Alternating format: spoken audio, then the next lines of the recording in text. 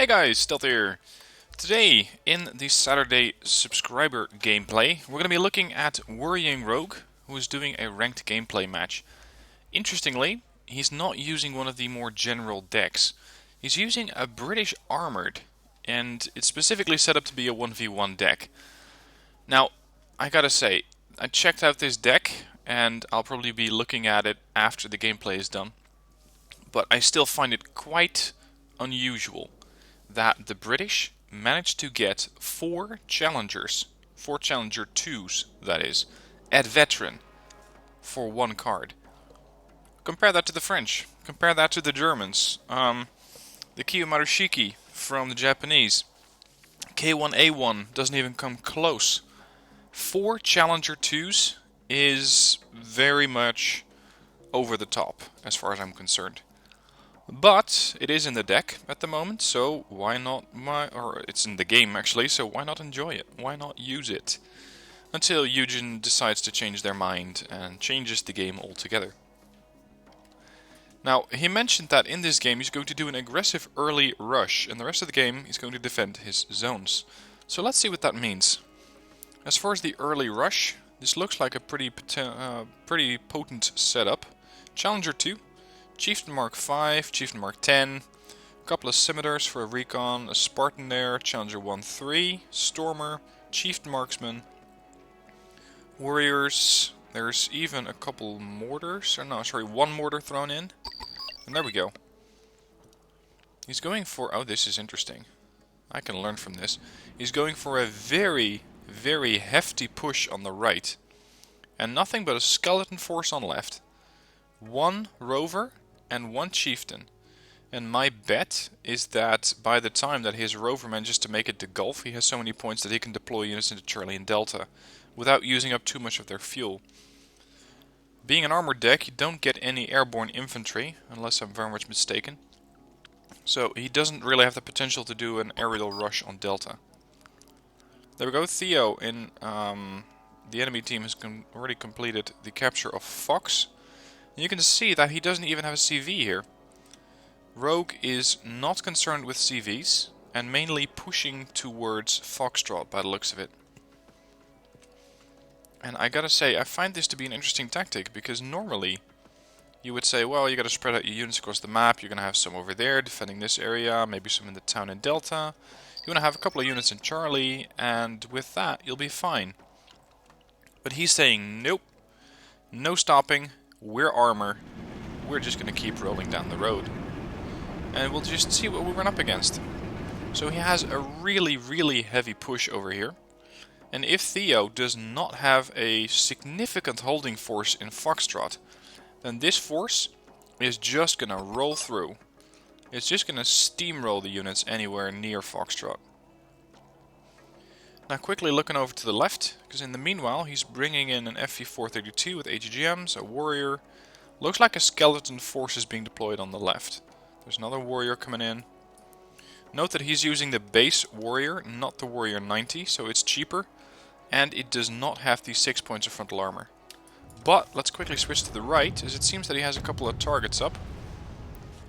Looks like infantry is being deployed to that town. There's the transports. These are VABs, so this guy is using at least France, possibly Eurocorps. There, I'd say it's Eurocorps. And you could even go so far as to say that this might be a Blue 4 General. Rimas are getting their ass handed to them. The one thing that I don't really understand is why he's stopping. Why would he want this town? If you could just drive straight into Echo. Theo is probably getting kinda worried at this stage, because he has a significant force coming his way, consisting of all the required ingredients. Recon, tanks, AA.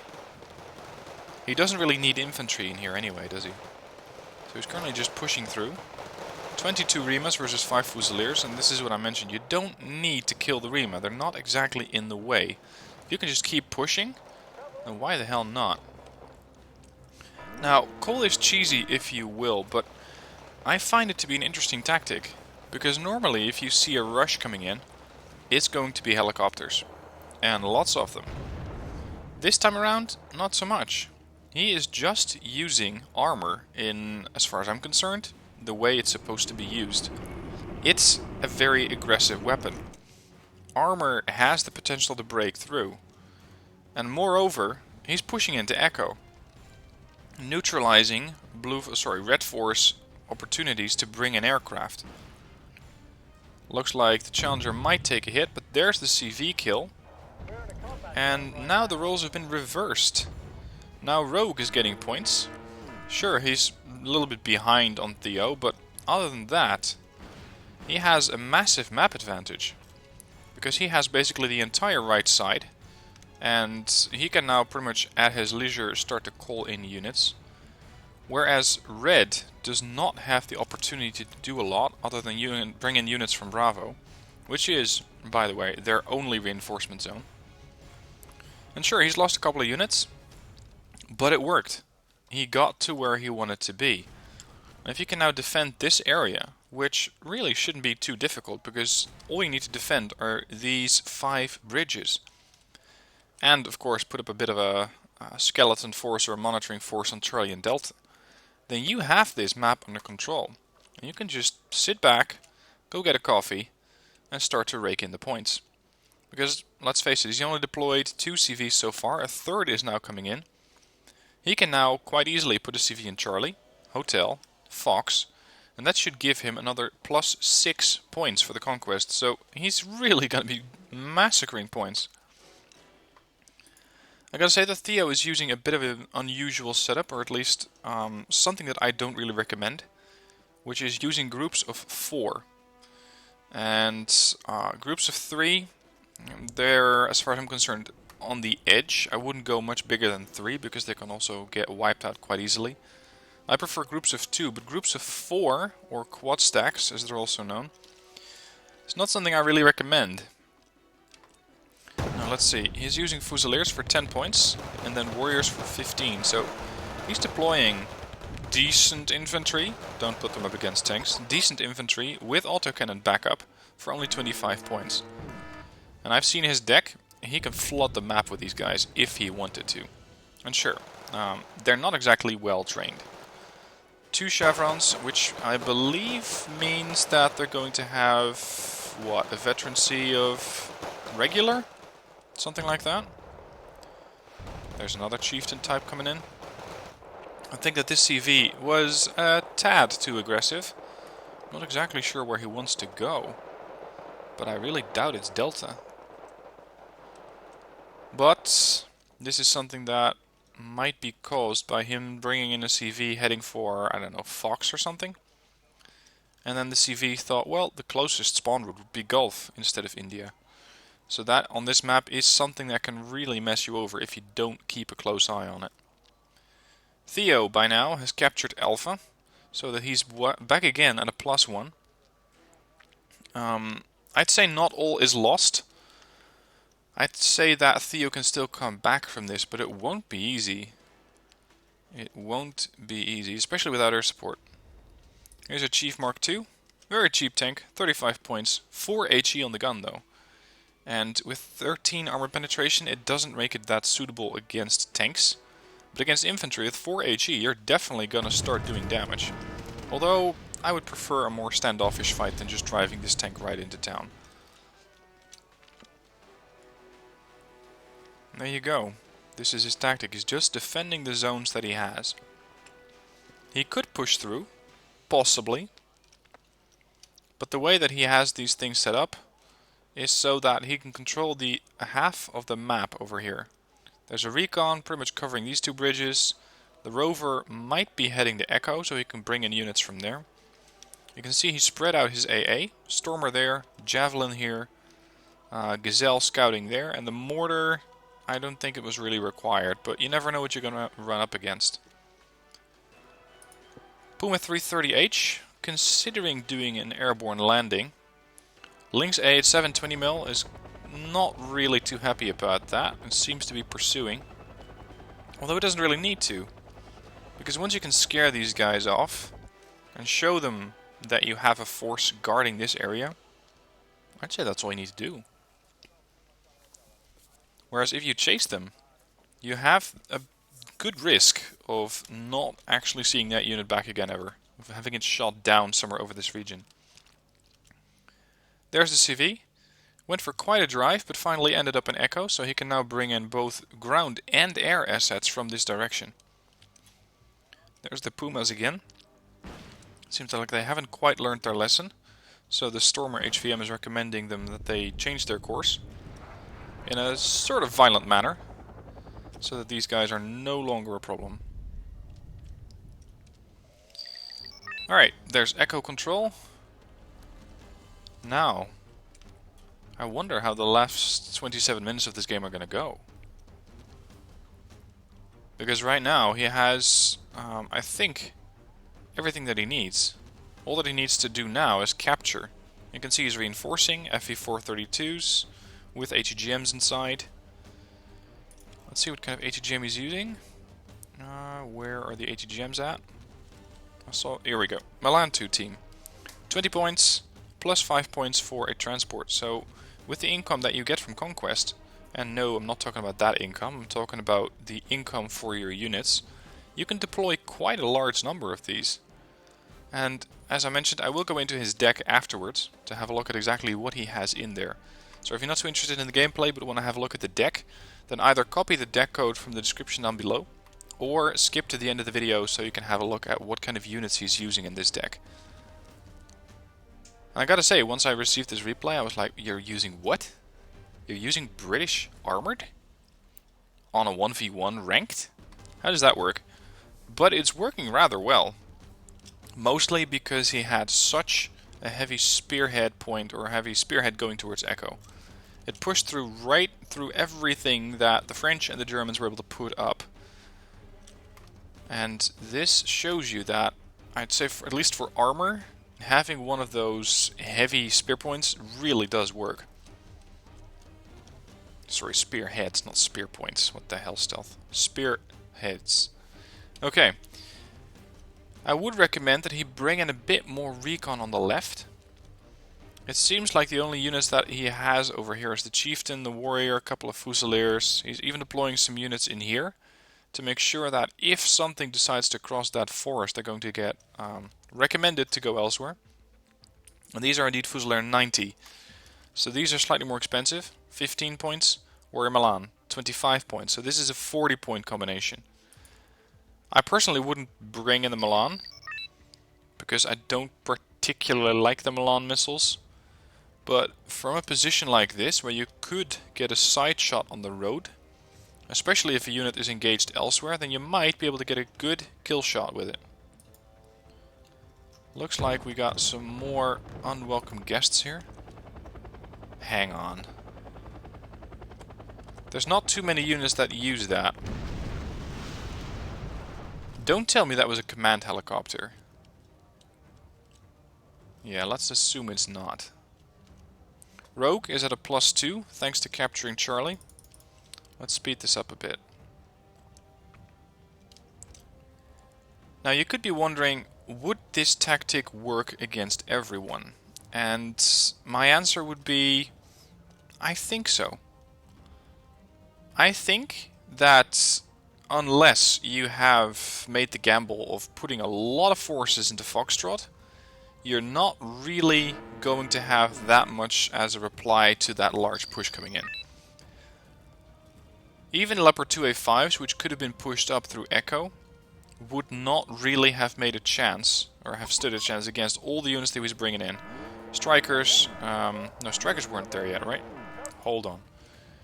Challenger 2 is there, the Chieftains, the Stormer HVT can also do some damage against tanks, at good range I might add. I don't believe he had any choppers there, but his firepower was so significant that he could have probably rolled over any kind of tank force. I was losing a couple of units. It looks like the French and the Germans are currently pushing up here. AMX 30 versus a Chieftain Mark II. These things are pretty much evenly old, aren't they? Yeah, 1967. Although the Martyrs are a touch newer. And with their autocannons, they seem to be able to do damage to the chieftain. Although not that much. There's the AMX-30 down. That should make the job for the Fusiliers a bit easier. He's at a +3. There's still an engagement going on the right, which is the surviving group of Rima, but that won't last very long, I suppose. Those Martyr 2s are going to be a problem. Those Martyr 2s have to be knocked down somehow. And I'm not sure if a Chieftain Mark II can do it. Don't drive this thing in there. Don't you do it. The family of this Muspert guy, tank commander, is going to be quite upset. Whew. Once again, I think that repair was supposed to go somewhere else. But it went right into town, and suppose you could say the Rima went to town on him. Fusiliers defending against the Martyrs. Not that much they can do. Find a good hiding spot and don't move. Chieftain Mark II destroyed for once again being too close. Good thing is that they're only 35-point tanks, not 150 or something in that range. Is there still Rima? Yeah. Okay. Of course, by now the game is pretty much decided. We have a +3 for Warrior Rogue. And I gotta say, I think that the game was decided pretty much when he captured Echo. And once again, is there something you can do against that? I wouldn't know. I don't think so. If you gambled that there's not going to be a push through Foxtrot, and you only put up a bit of infantry, a bit of recon, maybe a tank, maybe two, some AA, and that's it, then what could you have done against a tank force that big? You could say, well, if you know that the force is over there, you could have pushed in with, I don't know, helicopters coming from Bravo to Delta right into India, neutralize that, and potentially push into Gulf. But he had one chief marksman to defend that area. You can see, unlike me, he's also using some defenses near his main CV. So he's doing that a lot better than I did in the last couple of games. Still a bit of an engagement going on, but I think that we know how this thing's going to end. Although, Red might be able to push through.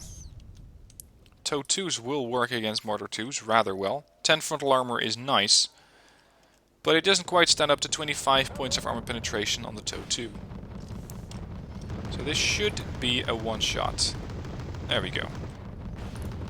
Chieftain Marksman is also trying to do damage.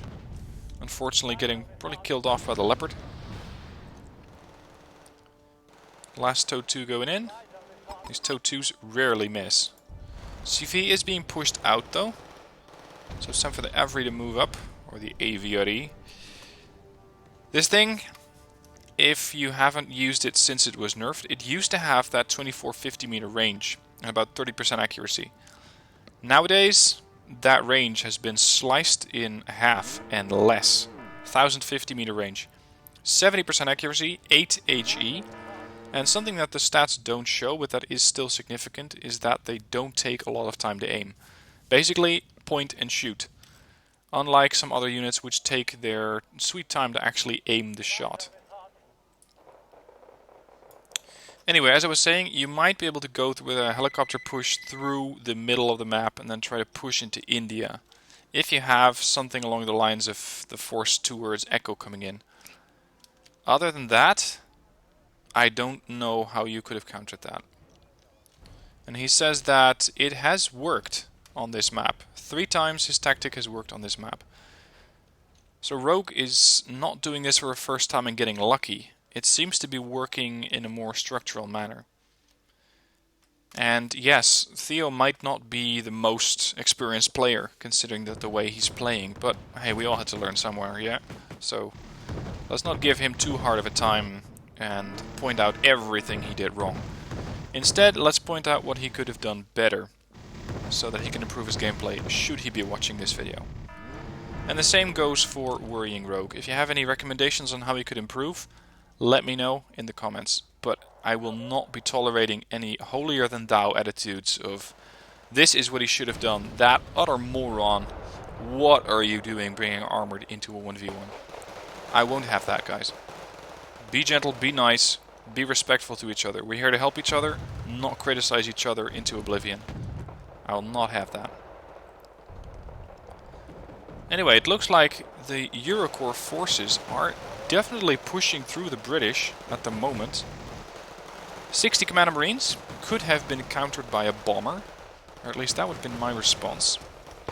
I'm not sure if he actually has any aircraft in here. I didn't really look and see those in the deck. But he might have, and I just overlooked them. At this range, I wonder if the warriors might be useful. 1750. And these guys are on the right side of the building. You can see the little white circles over there and there, so they could actually be engaged. And provided that a couple of warriors come in closer, they could put heavy suppression fire on these guys, turn them all panicked, and probably make life on the Fusiliers a bit easier. Looks like all the chieftains are, at the moment, slightly inferior to the leopards that Eurocorps is fielding. So I think it's time that he brings in something along the lines of a Challenger 1 Mark III. That would really plug the gap that he's getting over here. However, the sheer number of tanks could work. There's a Harrier GR3, rocket pod plane. It's currently having its circle. Let's see if this thing has any reasonable time over target. Yeah, not so much. 75 seconds. That's quite something else than the Su-27M with about 3 minutes worth of fuel reserves. More or less a random rocket pod strike. This is where the Commander Marines used to be. I think they're more likely to be in this structure, because we can no longer see them, we can no longer shoot at them, and they're no longer shooting back, and there you go, there they were. Charlie secured. So I gotta give Theo credit. He is not surrendering, he is pushing back, and so much so that he is actually gaining points. And, oh really, more Rima? That's impressive. I thought that surely by now they would have killed everyone, but no. And if they get much closer, they're probably going to roll over the FE-432. You can see it's no longer spotted, or no longer in cover. That means that the CV is also quite open to attack. 16 minutes left on the game. Or at least on the clock here. But by the looks of it, it's only going to be 12 minutes before Rogue wins this game. There's the 2A1 again. If I'd have to give any tip to worrying Rogue, I'd say that would be it. Get more recon. Because one Spartan and the second Spartan pulling up now, I don't think it's enough. Over here he does have a Spartan, but it's so deep behind the tree lines that it's going to be difficult for him to look out. So over here he's pretty much not spotting anything. No spotters there. No spotters there. One spotter here. A scimitar. Nothing there. One gazelle.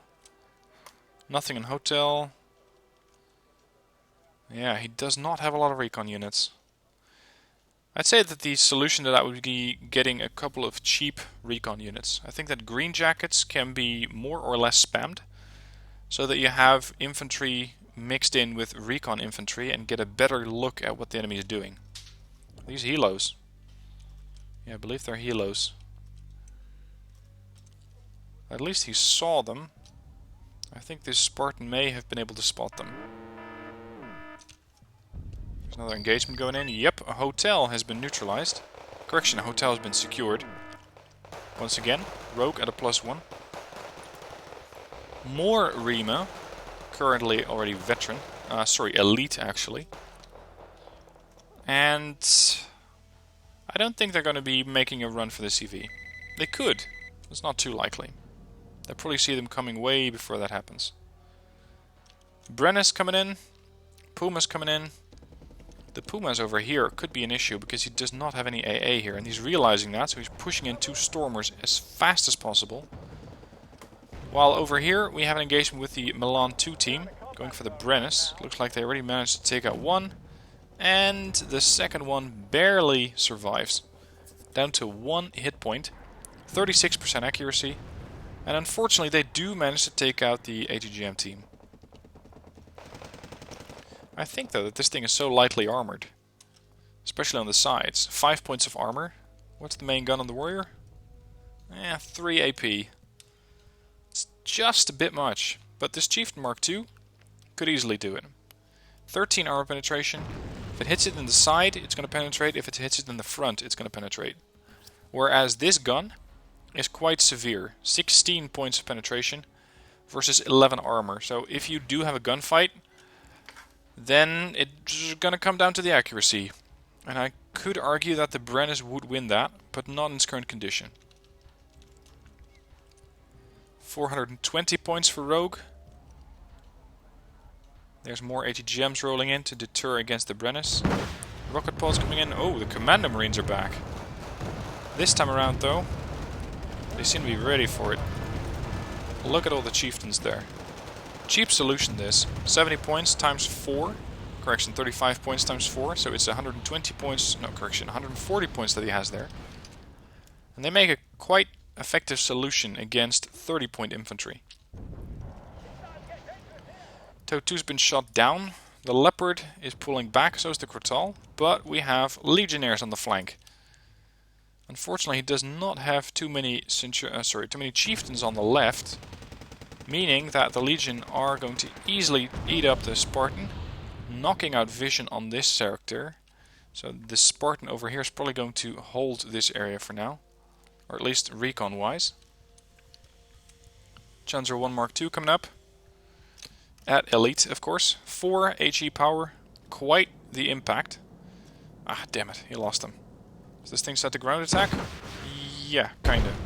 I think that would have hurt them. Now we... Oh, look at that. The Rima are coming in.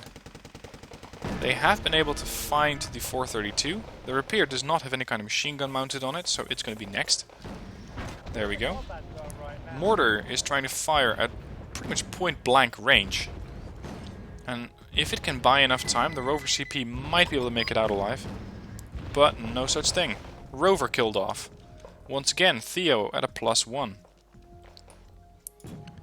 And this is kind of the blessing and the curse of having so much of the map. Because he has to cover all of this stuff on the right. He has to cover all of this stuff down the middle. And it's just going to cost him so many units that Red can pretty much attack anywhere they like. And have a decent chance of actually pushing through. Speed it up a little. Supply zone's hot. Yep, the AH-20s, or AH-7s are pushing in. Looks like they killed off the Rima and Hotel. Scouring the area for more stragglers. No such thing by the looks of it. There's another couple of Warrior 90s coming in. And there's another CV being spawned in. It really doesn't need that many points, just 49. Whereas Theo really needs to kill another CV, especially in a 2-point zone, in order to get back even. How many CVs does he have in this deck? 1, 2, 3, 4, 5. I think that he just may have bought his last CV. Because if I'm not mistaken, you get 7 command vehicles per card. And we've seen, I believe, 2 getting killed. But oh, command chieftain. So he does have more command, or yeah, more command units here. Supply units coming in, trying to reinforce, repair, and otherwise rearm units that may have been damaged or expended their ammunition. Now Red is pushing wherever they can. This seems to be the last ditch push. We've got Leclerc, correction, Leclerc times 2 coming in. These seem to be Leopards. But without good optics, he's not really getting that much out of the ATGM teams that he has over here. No more ATGM team. Chieftain Mark II spawns in. But a Chieftain Mark II is pretty much what a Leclerc eats for breakfast. So that's not really going to stop them.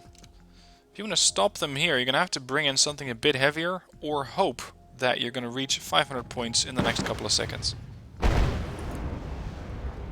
Heavy AA units shooting down the, what's it called, the Harrier over there. Challenger looks like it already took quite a bit of fire. One Leclerc heavily damaged, the other one perfect conditioning, and they took out the Challenger. More chieftains are being spawned in, but too little too late. Or actually, no longer needed. Now, Wargame Rogue lost the match as far as kill-death ratio goes, but he won the game. So he did really, really well with that initial push. Let's see what cost him most losses, because that's something I'm interested in. Rima. Look at that. And you're going to see the same name repeated quite a few times. Fiala, Etienne, Adam, Delon. These guys actually got quite a bit of damage in. Panzergrenadier 90. More Rima. Infantry, I'd say, as a summary, is the problem that he has with this deck, or with the enemy in this deck. How could he have countered that? Maybe more autocannons. Maybe. But otherwise he still won the game, so I think that's a bit of an academic issue. Anyway, let's push into the deck viewer, or the Armory, and have a look at his deck. I only copied it quickly, so it's just named R. Command units: the Rover CP and the Centurion, the Chieftain Mark 10, not the Centurion, that would be a bit outdated. 24 Stalwarts for resupplies. 10 Javelins, 10 Milan 2s, and these are noteworthy 20 points, 25 points, 25 points to deploy, 35 and 40 points. They are at the lowest veterancy, so he can spam them as much as he needs to. And with this, he just has a very, very sizable infantry force. Supports: Stormers, Challenger Marksman, Chieftain Marksman, Tracked Rapier, and 432s. I don't believe that you get any kind of... No, actually you do get the big guns. You do get the AS-90, you do get the M110A2. But I don't find these to be particularly useful in a 1v1. I've never really used them that much. Tanks: 4 Challenger 2s. Now, this is probably going to invoke all sorts of comments saying, overpowered, please nerf. And I gotta say, I'm with you guys. I think that this is too much. Especially if you consider that the Leclerc only gets 2, the Leopard 2A5 only gets 2, and short of, I think, Eastern Bloc or coalitions, there's no way you can get 4 super heavies, let alone in one card. So this has to be changed, because the rest of the British deck is already so damn good that you really don't need to have 4 Challenger 2s. Supported by 8 Challenger 1 Mark 3s, all at Elite. Now these things are a veteran, but with the firepower that they have and the survivability, they're likely to survive so long that they can get their get themselves to Elite anyway, so not worried about that.